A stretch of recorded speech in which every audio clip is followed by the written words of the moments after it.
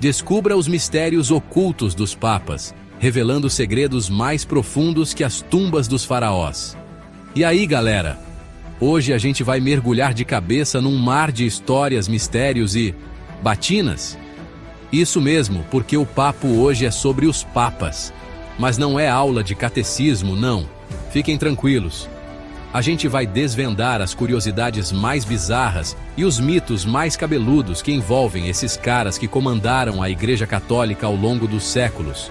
Dos rolês aleatórios do Papa João XII aos boatos sinistros sobre o Papa Alexandre VI, preparem-se para descobrir um lado da história papal que vocês nunca viram na aula de religião. Bora começar essa epopeia sagrada?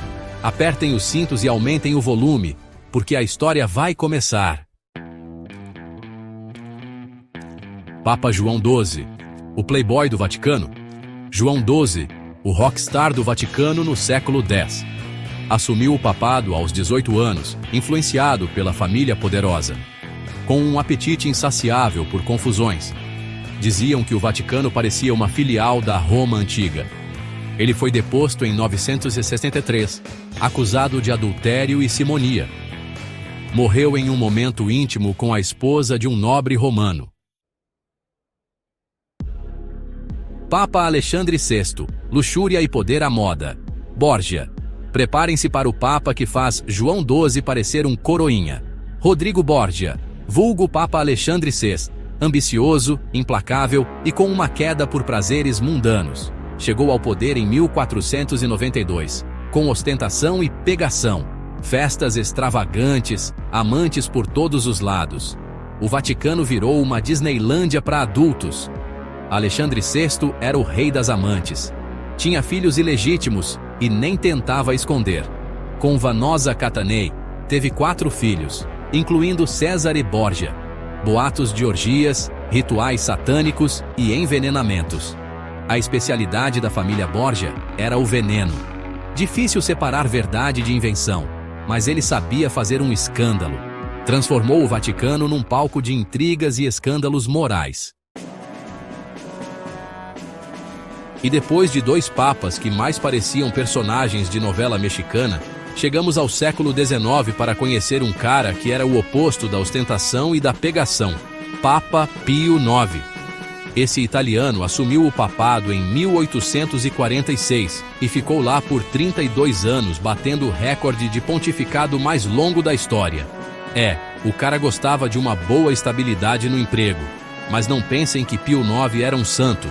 Ele era conhecido por ser extremamente conservador, um defensor ferrenho da tradição e um crítico mordaz da modernidade. Era tipo aquele seu tio do churrasco que reclama de tudo e acha que o mundo era melhor antigamente. Em 1864, Pio IX resolveu botar a boca no trombone e soltar um documento que deixou a galera da época de cabelo em pé, o famoso Syllabus Errorum. Era basicamente uma lista com 80 coisas que ele condenava veementemente, tipo a liberdade religiosa, a separação entre igreja e Estado, a maçonaria. O Syllabus Errorum causou o maior rebuliço na época, dividindo opiniões e acirrando ainda mais a relação entre a Igreja Católica e o mundo moderno. Mas apesar de toda a polêmica, Pio IX também teve seus momentos gente como a gente. Sabiam que ele era viciado em rapé? Pois é, o cara era famoso por ter sempre uma pitada do pozinho mágico à mão. Imagina só a cena. O Papa, em toda sua glória papal, dando uma fungada marota no meio de uma cerimônia religiosa. E agora a gente dá um salto no tempo para falar de um Papa que dispensa apresentações, João Paulo II. Esse polonês gente boa conquistou o mundo com seu carisma, sua fé inabalável e sua capacidade de falar um monte de línguas diferentes sem errar nenhuma. Sério, o cara era tipo um poliglota profissional. João Paulo II assumiu o papado em 1978, em plena Guerra Fria, e logo se tornou um símbolo de esperança para milhões de pessoas ao redor do mundo. Ele viajou para mais de 120 países, sempre pregando a paz, o amor e a união entre os povos.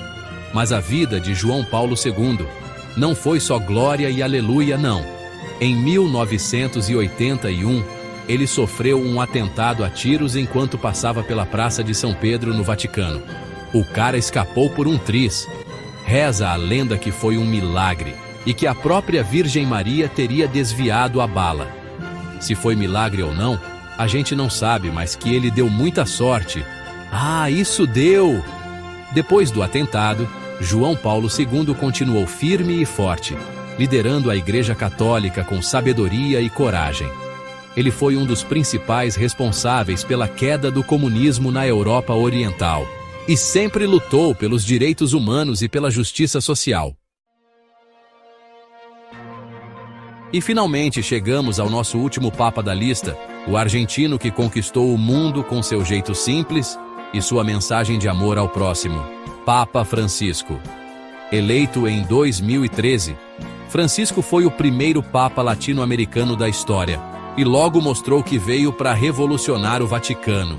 Esqueçam o luxo e a ostentação dos papas do passado. Francisco é o rei da simplicidade. Ele trocou as vestes suntuosas por roupas discretas, aboliu os sapatos vermelhos da grife Prada e até dispensou o carro oficial, preferindo andar de ônibus com a galera. O cara é gente como a gente. Francisco também é conhecido por suas posições progressistas em relação a temas polêmicos, como a homossexualidade, o aborto e o divórcio. Ele adotou um discurso mais acolhedor e menos condenatório, o que dividiu opiniões dentro e fora da Igreja Católica. Outra marca registrada do Papa Francisco é sua preocupação com os pobres e marginalizados. Ele transformou o Vaticano num verdadeiro centro de acolhimento para refugiados e moradores de rua, e vive fazendo discursos inflamados contra a desigualdade social e a exploração dos mais fracos. E aí, gostaram da viagem? Viram só como a história dos papas é muito mais do que rezas e cânones?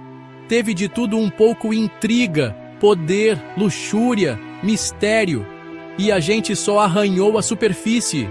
Imagina se a gente passasse um pente fino em todos os 266 papas que já existiram.